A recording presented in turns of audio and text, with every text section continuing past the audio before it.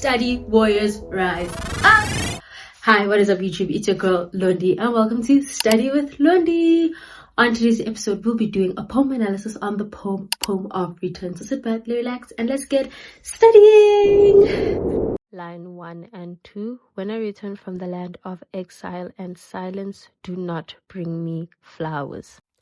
When I return, so this gives us a bit of some background to say that the poet has not yet returned from the land of exile. So he's still at the land of exile and he's contemplating on what he wants when he returns from said land. The poet then talks about the land of exile and silence. So this is the country where he has now fled in exile from, again, what is happening in his country. This is also where he is now. He's in the land of exile.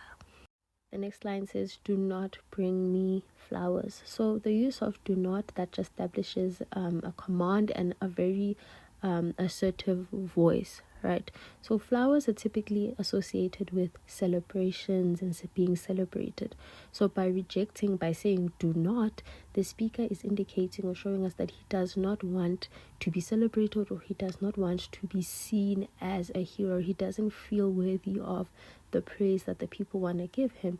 So this could also highlight a sense of guilt. So maybe he feels a bit guilty for leaving his country during a time of conflict. Maybe he wishes he could have stayed and fought with his people. Line 3 and 4. Bring me rather all the Jews, tears of dawns which witnessed dramas. Bring me rather. So this phrase can signify a shift from what the poet doesn't want to what he does want. All the Jews. So all the Jews figuratively could represent the moisture from the tears of the Angolan people, or alternatively it could be a play on words, so DUES, which just means what the Angolan people are then now old. We then have tears of dawns which witness traumas, so this could refer to the ongoing suffering. So the tears which every day would then now bring, so every dawn that then takes place in Angola. And then the dramas, that's likely alluding to the daily hardships, the violence, the losses, the trauma that all these people are now experiencing due to the colonization and the guerrilla warfare that is taking place. Line 5 to 6. Bring me the immense hunger for love and the plaint of timid sexes in star-studded nights. So the first thing that we're seeing there is anaphory, the repetition of bring me. So this is just emphasizing the speaker's request. The next part is the immense hunger for love.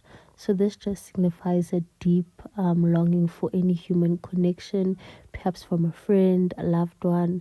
Maybe he's longing for a sense of belonging from their homeland, which he currently doesn't have because of the fact that he's in exile.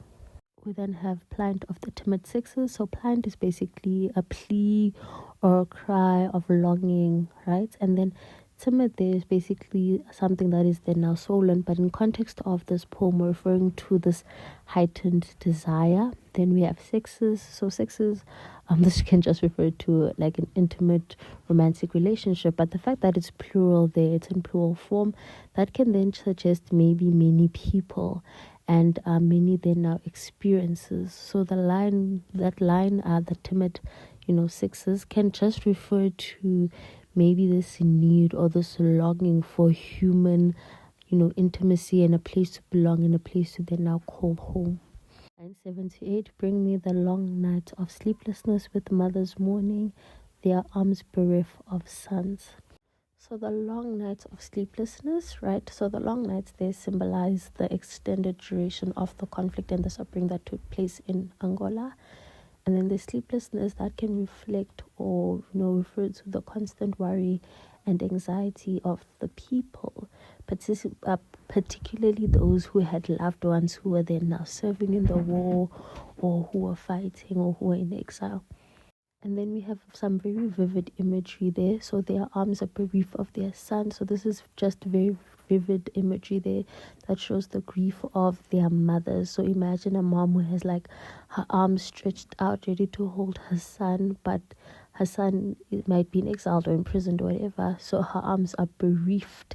So bereaved, they're being lacking or like deprived of. So mom has her arms opened, but like there's no one, for her to hug. So it's a very powerful imagery. Line 9 to 10. When I return from the land of exile and silent, no, do not bring me flowers. So line 9 to 10 is quite similar to line 1 to 2. So there's a repetition, and this repetition just emphasizes the speaker's return, right? That he will one day return. And when he does return, he does not want flowers. So we have a double negative there. No, do not. So this is just reinforcing the speaker's idea that when he does return, he does not want flowers. And remember what I said in the beginning, flowers there can be seen as celebration or praise, and he does not want to be seen as a hero. Line 11, bring me only just this. So in line 11 we see redundancy. So the use of both only and just this emphasizes the speaker's single focus on his request. 12, the last wishes of heroes fallen at daybreak. This refers to the ultimate desires of those who had fought for Angola's freedom and sadly died fighting for their country's liberation. And then heroes fallen at daybreak, those are all the soldiers who had then now died. But then the fact that it says daybreak, that can symbolize maybe new beginnings and new hopes. So even though the heroes have fallen, there is still hope of a better tomorrow, and sadly those soldiers won't see it. Line 13, a wingless stone in hand. So a wingless stone, the stone can be seen as a weapon, and the fact that it's described as wingless, this can imply maybe the lack of power or maybe the lack of effectiveness that this weapon might be. So this could be referring maybe to the fact that the Angolan soldiers had very limited resources compared maybe to the international weapons that their colonizers might have had. Line 14, and a thread of anger snaking from their eyes. So a thread of anger can suggest a subtle but persistent anger that might be visible. And then snaking, this also can imply that there's a dangerous, maybe purposeful and potential growing force, the same way it is then now being likened to an angry snake. And then from their eyes, that just indicates that this anger is deeply felt and it's there, even though it's just a thread.